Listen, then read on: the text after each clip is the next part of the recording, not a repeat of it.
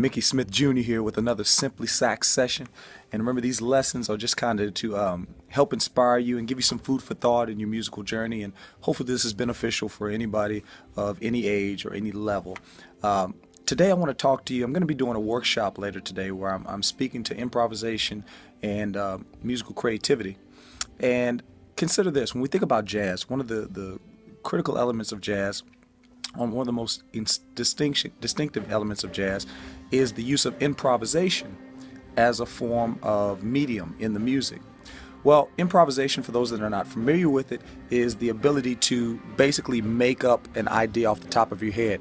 In modern day vernacular, we think of, like in rap, we think of freestyling or free verse poetry, where you're taking imagery and you're just spontaneously coming up with ideas. Well, musically, you can do the same thing. So, as we're talking about improv, it's not enough simply to say the right words, but it's got to be in the correct style. I make the analogy, George Strait and Lil Wayne are icons in their particular genres, but there's a certain style, a distinctive style each one has.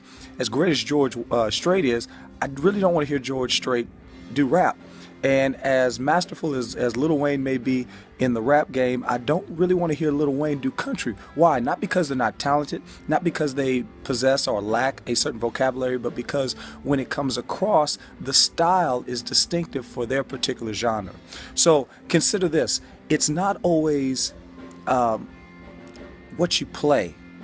It's not simply about what you play, but it's also how you say it. When it comes to playing jazz, a lot of people play a lot of notes. They just play fast and play a whole bunch of notes and but what are you really saying? I want to encourage you today to take time and develop freestyle improvisation. It should be the culmination, or should be a combination of both notes and proficiency, use of arpeggios and scales, but it should also be a development of rhythms, pacing, phrasing, themes that the listener can grab onto.